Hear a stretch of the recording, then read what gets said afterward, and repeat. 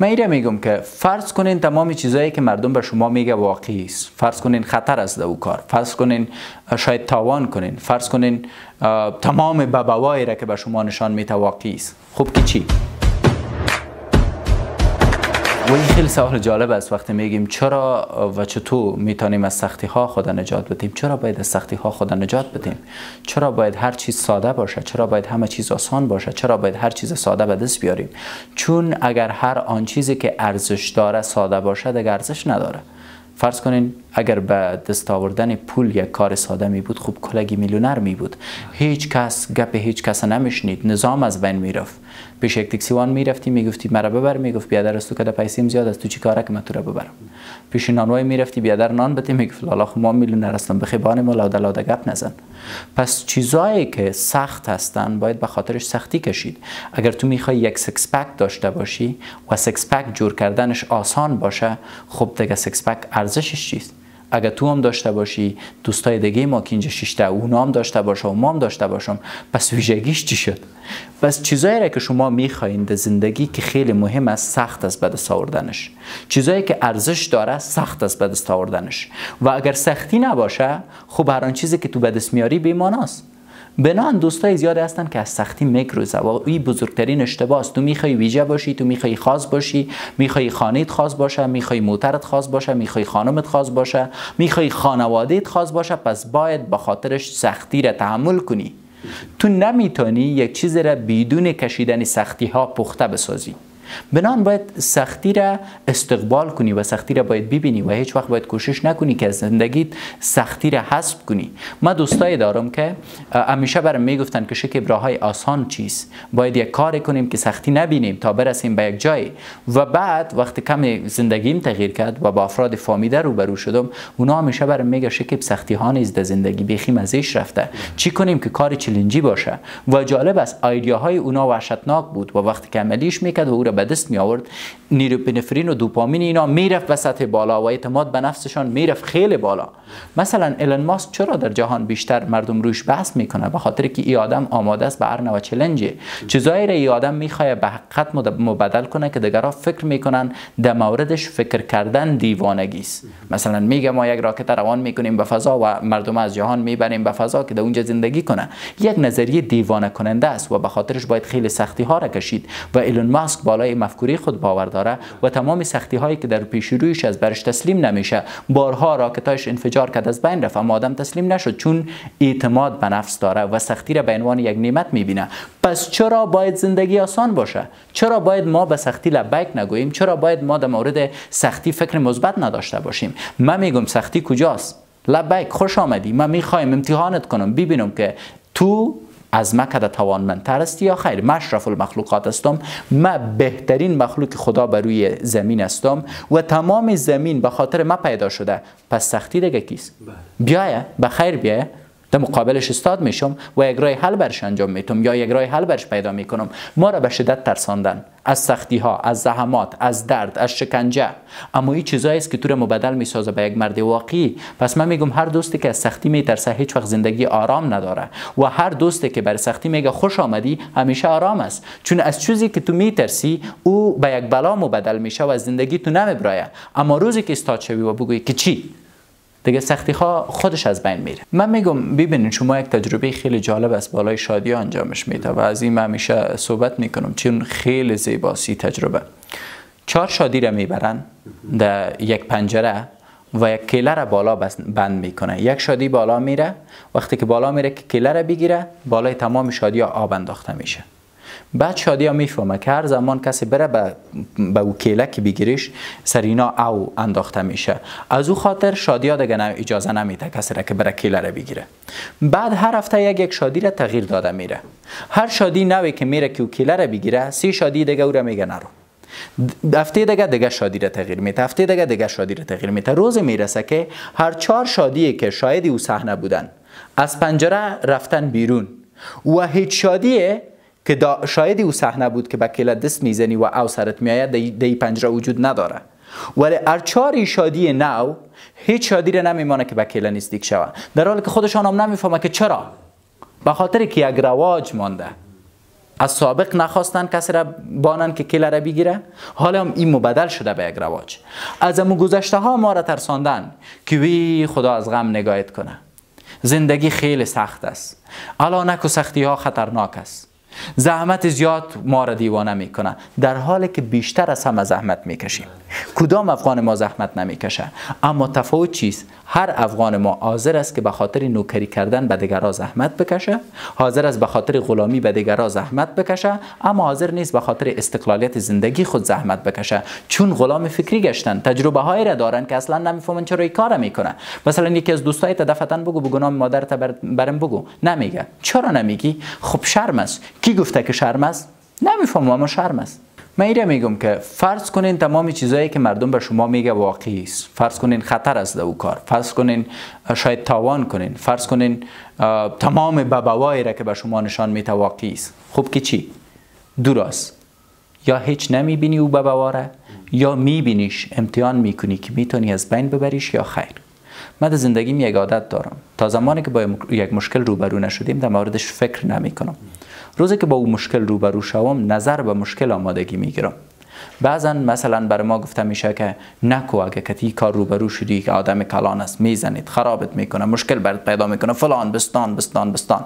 برای من گپای هیچ کس مهم نیست، مگری که ببینم که واقعا او به کدام سطح میتونه به من مشکل خلق کنه.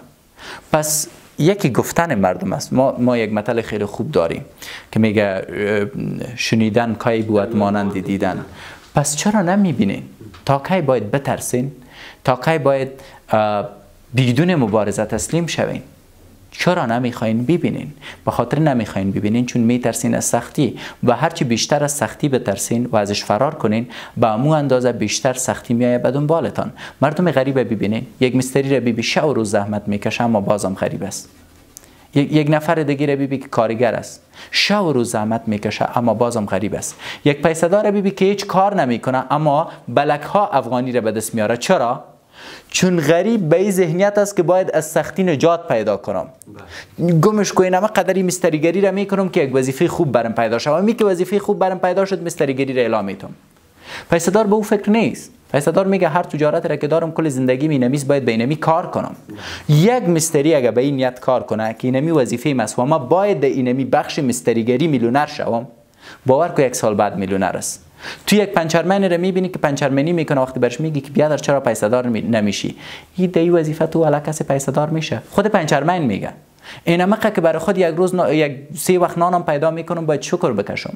وقتی تو خودت به باور هستی، وظیفه را که صبح تا شام دایش هستی تو را پیسه‌دار نمیسازه، حتی 3 وقت نانتون به زحمت دایش به دست میاری، خیلی چی بد میکنی که کار میکنی؟ چرا کاری را نمیکنی که آینده داشته باشه؟ اما پنچرمنای را مدارم که در اونجا آینده خود میبینه، میشینه میگه من پنچرمنی میکنم، این کسب است که من میتونم در 1 سال میلیونر شوم. بعد این ذهنیتش تغییر خورد، این دیگه از سختی نمیگریزه، این بر سختی تن میته. و باور کنید این رقم افراد دارم. 6 ماه بعدش از علی بابا یک 3 رقم ماشین ای فرمایش میته که یک ماشینی است که اینمی وقتی تایر پنچر میشه اتومات پنچریش میگیره، یک ماشینی است که اتومات هوا میته، و یک ماشینی است که لیبلینگ میکنه. و این آدم مبدل میشه در جلال آباد به بهترین پنچرمن. و حالا که میریم اش دکان داره، خودش 6 تا چای زده، رئیس مرا میگه نگفته بودم من میلیونر میشم.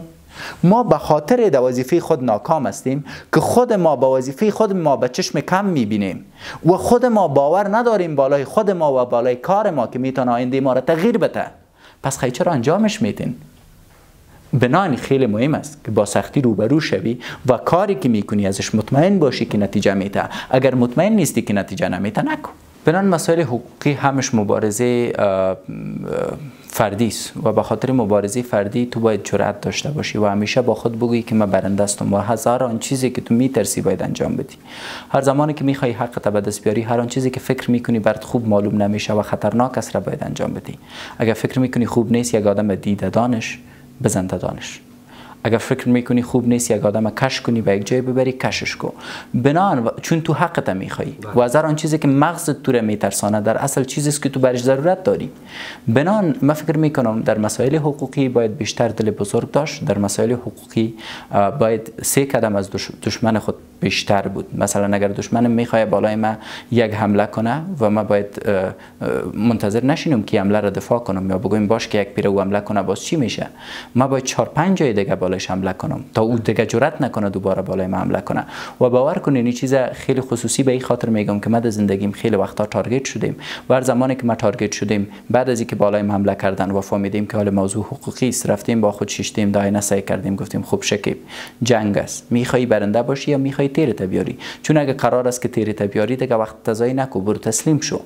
و رفتیم دفعتا تسلیم شدیم.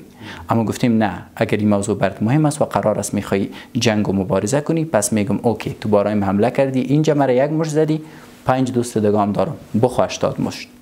پس من یک جای نیم، مثلا وقتی بالای ما از یک جای حمله میشه من 6 جای دیگه حمله میکنم که دیگه دشمن از یادش بره که بالاخره من از کجا باید حمله میکردم و از کجا دفاع کنم.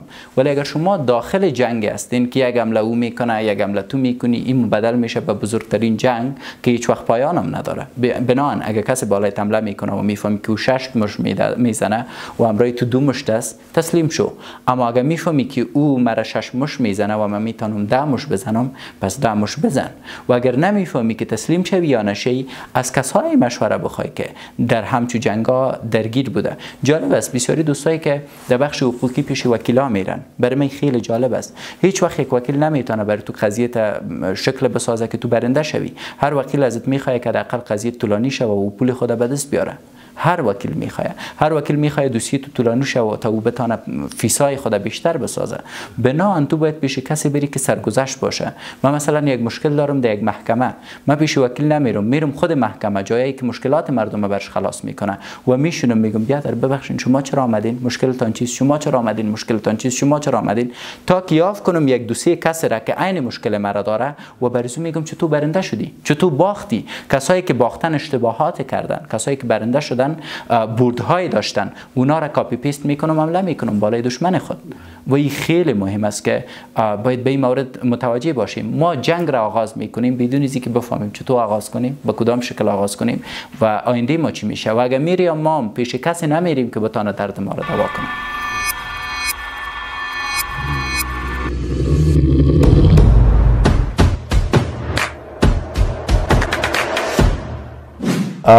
مونږ چا سره د ضعیف مغز د تقویې لپاره مرسته نه کوو. مونږ سپین ماموریت جوړو چې یو داسې کلینیک دی چې په هغې کې به مایوسه، ډپرس او د ژور خفګان درلودونکو ځوانانو سره خبرې کوو او دوی به په خپلو پښو درو.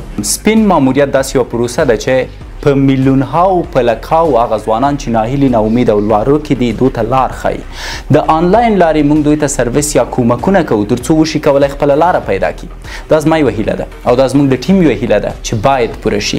ولې پرته د شکه ستاسو مالي مرستو ته اړتیا لرو. نو که چېرته غواړئ ناهیلي ځوانان، هغوی چې ژور خفګان لري، هغوی چې نه پوهېږي په ژوند کې څه وکړي، یوه وسیله شئ تر څو هغو ته لاره وښایئ. نه دا چې یوازې کومک ورته وکئ د یوې یا 2 ورځو دپاره، بلکې داسې ژوند بدل کړئ چې وشي کولی ټول ژوند خوشحاله اوسي او خپل ژوند په خپله جوړ کړي.